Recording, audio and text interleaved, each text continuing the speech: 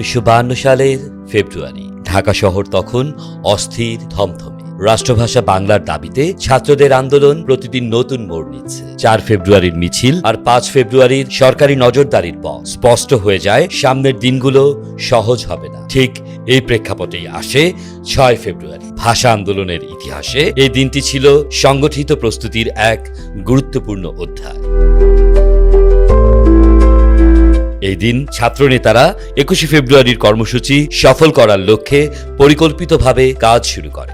ঢাকা বিশ্ববিদ্যালয়ের বিভিন্ন হলে হলভিত্তিক সভার আয়োজন করা হয়। ছোট ছোট ঘরে, কখনো হলের বারান্দায়, কখনো করিডোরের একপাশে চলতে থাকে আলোচনা। এসব সভায় ছাত্রনেতারা সাধারণ শিক্ষার্থীদের সামনে পরিষ্কার করে তুলে ধরেন আন্দোলনের লক্ষ্য। বলা হয়, বাংলা ভাষার দাবি শুধু আবেগের বিষয় নয়, এটি বাঙালির অধিকার, সংস্কৃতি আর আত্মপরিচয়ের প্রশ্ন।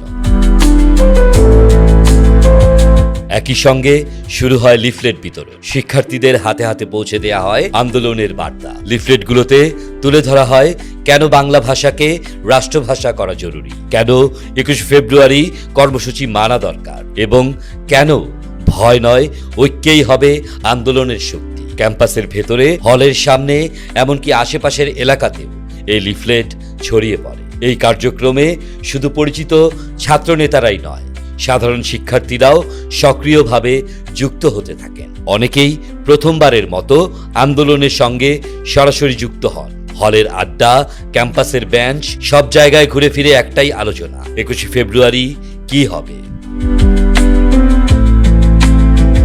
এই সংগঠিত প্রস্তুতি, এই ঐক্য আর এই সাংস্কৃতিক জাগরণই ভাষা আন্দোলনকে আরো শক্ত ভিত্তির ওপর দাঁড় করায়।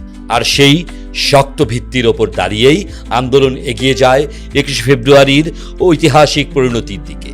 6 ফেব্রুয়ারি তাই শুধু একটি তারিখ নয়, এটি ছিল ভাষা আন্দোলনের নীরব প্রস্তুতির দিন, যেখান থেকে ইতিহাস গড়ে ওঠার পথ আরো স্পষ্ট হয়ে যায়।